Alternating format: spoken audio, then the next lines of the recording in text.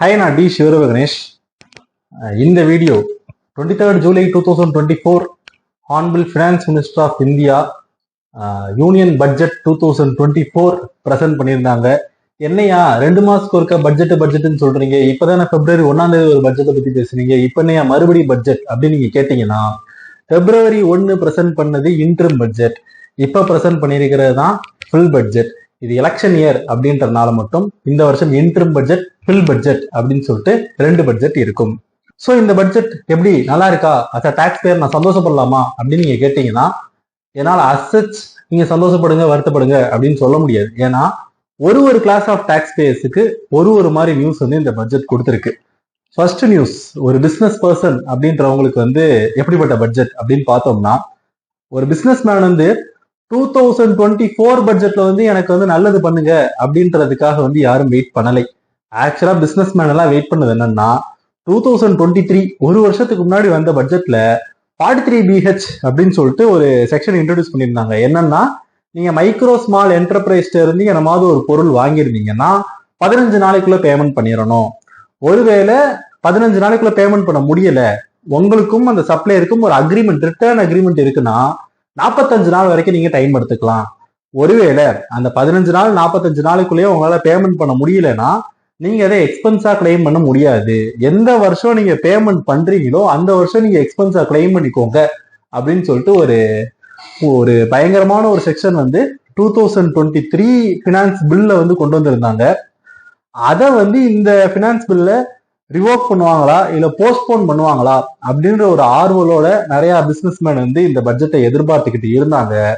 So budget document வந்தோடனே நானும் எடுத்தோடனே கண்ட்ரோல் எஃப் அப்படின்னு போட்டு 43BH பத்தி எதுவும் சொல்லியிருக்காங்களான்றக்கா சர்ச் பண்ணி பார்த்தேன். To the sad news of every business man out there, 43BH போஸ்ட்போனும் பண்ணப்படவில்லை, ஆல்ட்ரேஷனும் பண்ணப்படவில்லை. அது சட்டம் எப்படி வந்ததோ அதே மாதிரியே இப்ப வரைக்கும் இருக்கு அப்படின்றதுதான் உண்மை. 43BH is here to stay, you have to live with it அப்படின்ற மாதிரி இந்த ஒரு ஸ்டேட்மெண்டோட தான் வந்து பார்த்தோம்னா பினான்ஸ் பில் 2024 ஆரம்பிச்சிருக்கு. So what are the changes in finance bill 2024 அப்படின்னு நம்ம பார்த்தோம்னா, ஃபர்ஸ்ட் குட் நியூஸ் யாருக்குன்னு பார்த்தோம்னா சேலரிடு டாக்ஸ் பேயர்ஸ்க்கு. சேலரிடு டாக்ஸ் பேயர்ஸ்க்கு வந்து பார்த்தோம்னா ஸ்டாண்டர்ட் டிடக்ஷன் அப்படின்னு சொல்லிட்டு ஒன்று கொடுப்பாங்க. நீங்க வந்து ஒரு சேலரி வந்து ஒரு 15 லட்ச ரூபா சம்பாதிக்கிறீங்களா, நீங்க பாவம் உங்களுக்கு வந்து பர்சனல் எக்ஸ்பென்ஸ் இருக்கும், உங்களுக்குன்னு சொல்லிட்டு ஒரு ஃபேமிலி இருக்கும், உங்களுக்குன்னு சொல்லிட்டு என்ன மாதிரி தேவைகள் இருக்கும். ஸோ நீங்க அதுக்குன்னா செலவு பண்ணணும். அதுக்கு வந்து ஒரு 15 லட்சத்துல வந்து ஒரு 5 லட்சம் 4 லட்சம் சொல்லி செலவாக வாய்ப்பு இருக்கு.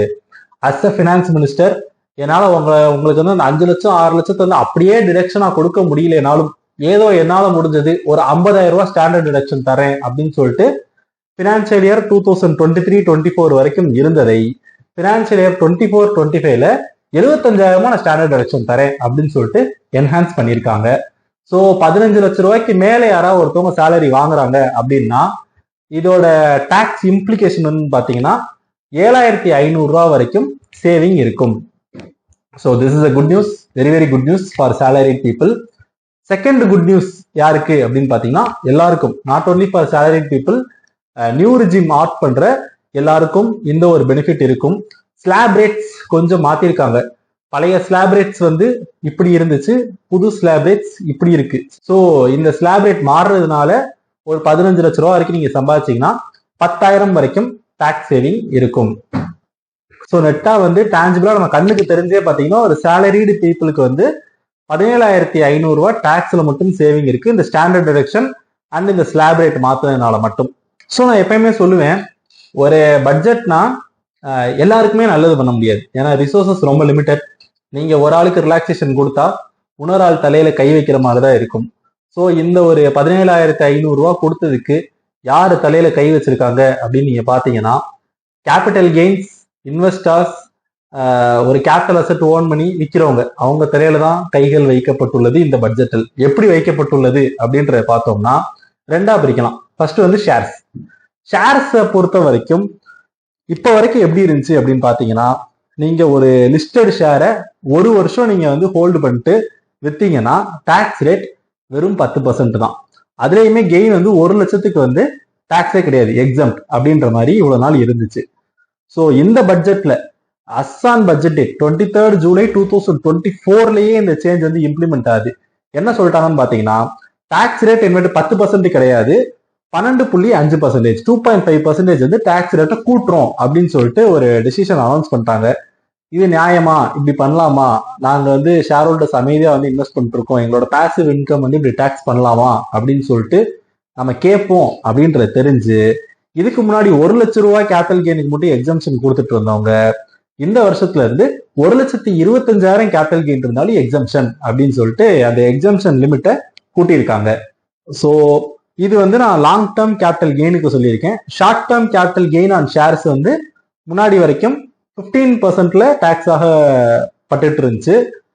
இப்போ இந்த பட்ஜெட்டுக்கு அப்புறம் 20% டாக்ஸ், அதாவது 5% வந்து இன்க்ரிமெண்ட். இது நியாயமா அப்படின்னு நீங்க கேட்டீங்கன்னா, இதுக்கு வந்து அவங்க வந்து எக்ஸம்ஷன்லாம் கொடுக்கல. இது நியாயம் தான், நாங்க வந்து 20% தான் டாக்ஸ் பண்ண போறோம் அப்படின்னு சொல்லிட்டு வேற எந்த ரிலாக்ஸேஷன் இல்லாம ஷார்ட் டேர்ம் கேபிட்டல் கெயினுக்கு 15%ல இருந்து 20% ஷேர்ஸுக்கு இன்க்ரீஸ் பண்ணியிருக்காங்க இந்த பட்ஜெட்ல. ஸோ கேபிட்டல் கெயின்ல இது ஒரு பக்கம். இன்னொரு பக்கம் என்ன அப்படின்னு நீங்க பாத்தீங்கன்னா, இது வந்து ஒரு பயங்கரமான சேஞ்சு.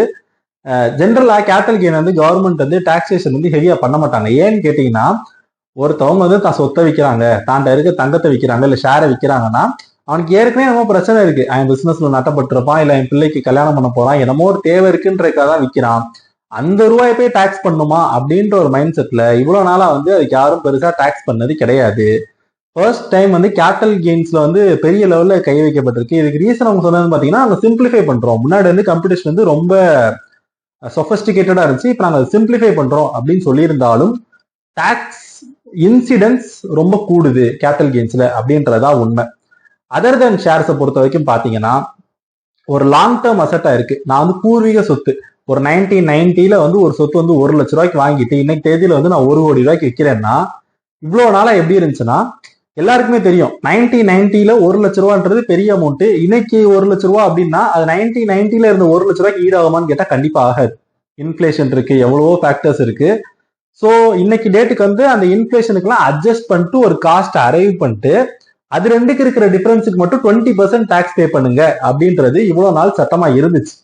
ஆனா இந்த பட்ஜெட்ல என்ன சொல்லிட்டாங்க அப்படின்னு நீங்க பாத்தீங்கன்னா, அந்த இன்ஃபிளேஷனுக்கு அட்ஜஸ்ட் பண்ணி காஸ்ட்டை புஷ்அப்லாம் ஒன்றும் பண்ண வேணாம். 1 லட்ச ரூபாய்க்கு தானே வாங்கியிருக்கீங்க, இப்போ 1 கோடி ரூபாய்க்கு விற்கிறீங்களா, டிஃபரன்ஸ் என்ன அப்படின்னு பார்த்துட்டு 99 lakhs வருதா, அந்த 99 lakhsக்கு டாக்ஸ் பே பண்ணிடுங்க அப்படின்னு சொல்லிட்டு கொண்டு வந்திருக்காங்க. இது அநியாயம் அப்படின்னு சொல்லி நம்ம முறையிடுவோம் அப்படின்றது தெரிஞ்சு என்ன பண்ணிருக்காங்கன்னா, முன்னாடி வந்து நீங்க காஸ்ட் எல்லாம் அட்ஜஸ்ட் பண்ணிட்டு ஒரு ப்ராஃபிட் வரைக்கும் 20% வந்து லாங் டேர்ம் கேபிட்டல் கெயின் கட்டியிருப்பீங்க. ஸோ இனிமேட்ல இருந்து 12.5% நீங்க கட்டினா போன்னு சொல்லிட்டு ரேட்டை குறைச்சிருக்காங்க. ஆனா அந்த டாக்ஸ் ஆற இன்கம் அப்படின்றது ரொம்ப கூடுது. இது வந்து யாருக்கு பெனிஃபிட், யாருக்கு டிஸ்அட்வான்டேஜ் அப்படின்னு நீங்க பாத்தீங்கன்னா, அதுக்குமே இன்கம் டேக்ஸ்ல அஃபிஷியல் ட்விட்டர் ஹேண்டில் இருந்தே ஒரு கால்குலேஷனும் போட்டு ட்வீட்லாம் பண்ணியிருக்காங்க. என்ன சொல்லியிருக்காங்கன்னு பாத்தீங்கன்னா, உங்களோட அசெட், நீங்க வச்சிருக்கிற அந்த கேபிட்டல் அசெட் ஒரு நல்ல அப்ரிசியேஷன் இருக்கு அப்படின்னா உங்களுக்கு இந்த புது சிஸ்டம் ஆஃப் டாக்ஸேஷன்ல ரேட்டு கம்மியா வரும், டாக்ஸ் பே பண்ண வேண்டியது கம்மியா வரும். ஒருவேளை உங்களோட கேபிட்டல் அசெட் பெரிய லெவல் அப்ரிசியேட் ஆகல அப்படின்னா பழைய ஃபார்முலால தான் வந்து ஒரு பெனிஃபிஷியலா இருக்கிற மாதிரி இருக்கும், புது ஃபார்முலால டாக்ஸேஷன் கூட வர்ற மாதிரி தான் இருக்கும் அப்படின்னு சொல்லிட்டு கிளாரிஃபை பண்ணியிருக்காங்க. இது கவர்மெண்ட் சைட்ல என்ன லாஜிக் இருக்கும் அப்படின்னு பார்த்தோம்னா, கவர்மெண்ட் ஃபீல்ஸ் தட் ஒரு லேண்ட் விற்கிறோம் இல்லை நம்ம ஒரு சொத்து விற்கிறோம்னா ஃபில் வேல்யூ வந்து யாரும் காட்டுறது கிடையாது, எல்லாரும் வந்து அதை எவேட் பண்றாங்க, ஸ்டாம்ப் டியூட்டி வேல்யூ மட்டும் தான் காட்டுறாங்க. ஸோ கம்மியாக காட்டுறதுனால கேபிட்டல் கெயின் வந்து கட்டிட்டு போட்டோம், ஆக்சுவல் கெயின் வந்து நம்ம டாக்ஸ் பண்ண முடியாது, அவங்க கெயின் காட்டுறதே கம்மியாக தான் காட்டுறாங்க. ஸோ அதை வந்து நம்ம டாக்ஸ் பண்ணிட்டு போறதுல தப்பு இல்லை அப்படின்றது கவர்மெண்டோட ஒரு வியூ பாயிண்டா இருக்கு. இது வந்து ஒயிட் ஸ்ப்ரெட்டா நிறைய பேரை பாதிக்கக்கூடிய ஒரு அமெண்ட்மெண்ட். நீங்க ஒரு சொத்தை விற்கிறீங்க அப்படின்னா அதுக்கு இனிமேட்டு வந்து இன்கம் டேக்ஸ் சைட்ல இம்ப்ளிகேஷன் ரொம்ப ஹெவியா இருக்க போகுது அப்படின்றதுதான் உண்மை. டிடிஎஸ் ரேட்டை வந்து நிறைய அதுல இருந்து 5%ல இருந்து 2% கம்மி பண்ணியிருக்காங்க. ஃபார் எக்ஸாம்பிள் கமிஷனுக்கு வந்து முன்னாடி 5% வந்து டிடிஎஸ் பிடிக்கணும்னு இருந்துச்சு, அதை இப்போ 2% மாத்திருக்காங்க. அப்புறம் நீங்க இ காமர்ஸ்ல ஒரு பொருள் விற்கிறீங்கன்னா முன்னாடி 1%ல தான் அந்த இ காமர்ஸ் ஆப்ரேட்டர் தான் உங்களுக்கு டிடிஎஸ் பிடிப்பாங்க, இப்போ 0.1% அப்படின்னு சொல்லிட்டு அதையுமே குறைச்சிருக்காங்க.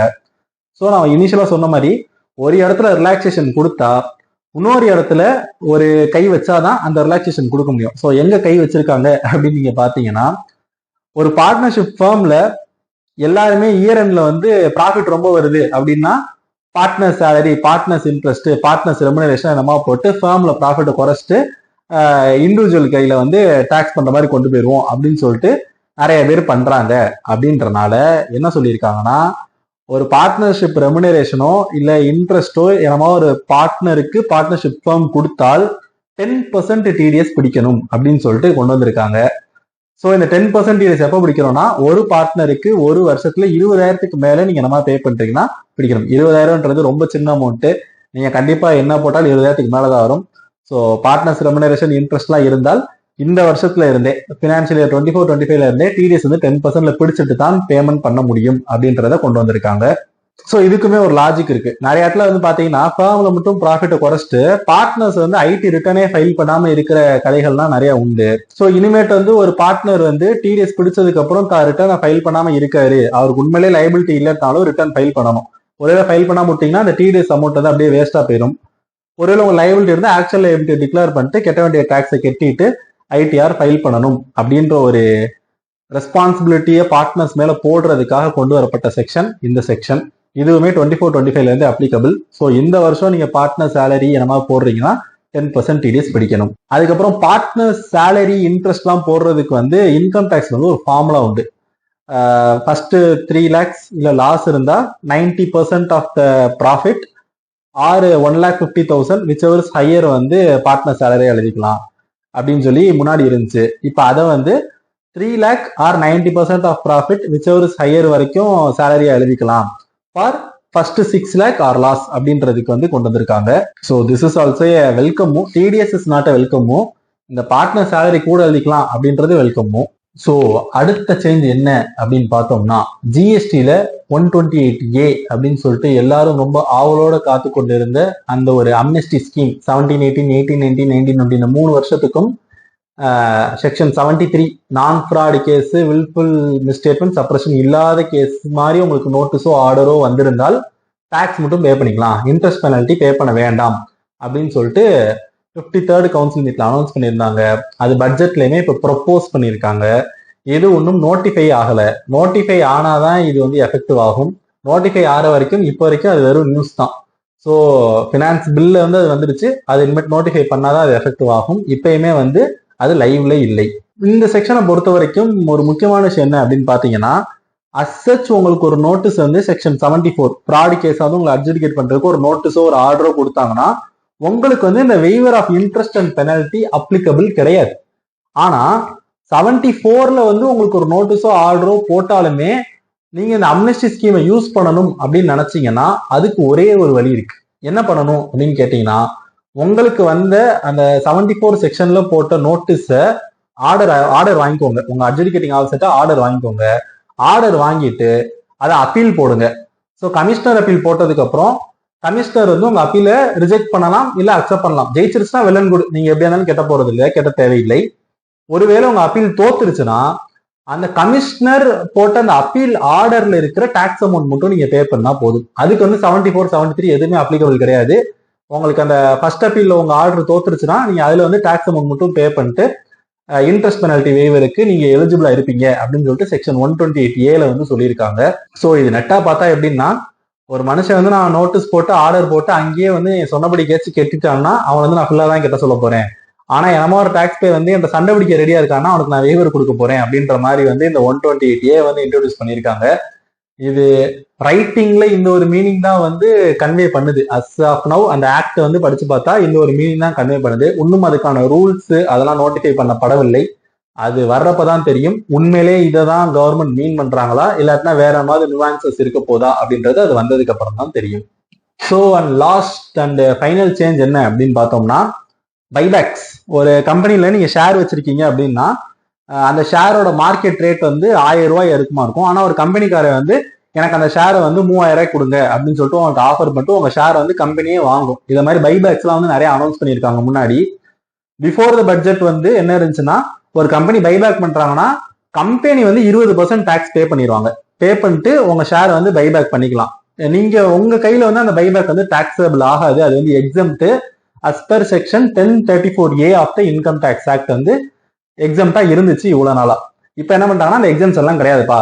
It is taxable in hands of the investor யார் வந்து இந்த பைபேக்கான ரூபா வாங்குறாங்களோ அவங்க டாக்ஸ் பே பண்ணணும் அப்படின்னு சொல்லி கொண்டு வந்திருக்காங்க. கம்பெனி வந்து அந்த 20% டாக்ஸ் வந்து கெட்ட வேணாம் அப்படின்ற மாதிரி சொல்லிட்டாங்க. இது வரைக்கும் ஓகே. ஆனா இந்த டாக்ஸேஷன் எப்படி கொண்டு வந்திருக்காங்கன்னு பாத்தீங்கன்னா, ஒரு பைபேக் ஒரு கம்பெனி அனௌன்ஸ் பண்ணுதுன்னா, ஃபார் எக்ஸாம்பிள் மார்க்கெட் ரேட் 1000 ரூபாயா இருக்கும். நீங்க ஷேரை வாங்கினது வந்து 500 ரூபாய்க்கு வாங்கியிருப்பீங்க. இன்னைக்கு வந்து அந்த கம்பெனி வந்து 3000 ரூபாய்க்கு வந்து அந்த ஷேரை வாங்கிக்கிறேன் அப்படின்னு சொல்லிட்டு உங்க கையில 3000 ரூபாய் கொடுக்குறாருன்னா, கம்பெனி கொடுக்குற அந்த 3000 ரூபாயும் நான் பைபேக் எல்லாம் சொல்ல மாட்டேன். It is considered as dividend for the purpose of income tax act.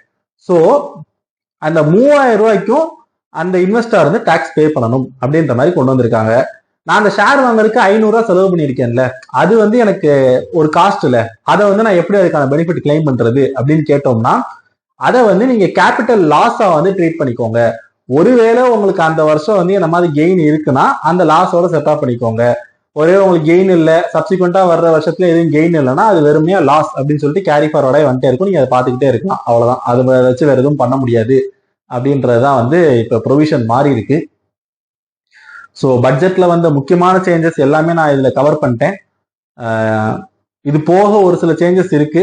அது வந்து ஒரு ஜென்ரலா இருக்கிற ஒரு பிசினஸ் மேனையோ இல்ல ஜென்ரல் பப்ளிக்கையோ வந்து பாதிக்கக்கூடிய சேஞ்சஸ் கிடையாது. அது வந்து சும்மா ஒரு டெக்னிக்காலிட்டிக்காக வந்து பார்த்தோம்னா, இந்த ஐடிஎல்லாம் வந்து கேஸ் ரீஓபன் பண்றதுக்கான பீரியட்லாம் கொஞ்சம் குறைச்சிருக்காங்க. இந்த மாதிரி ஒரு சில ரொம்ப ஹைலி டெக்னிக்கல் ஏரியால இருக்கு.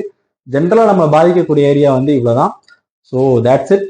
If you have some doubts, comments la mention பண்ணுங்க. I'll try to clarify it in the next video. Thank you.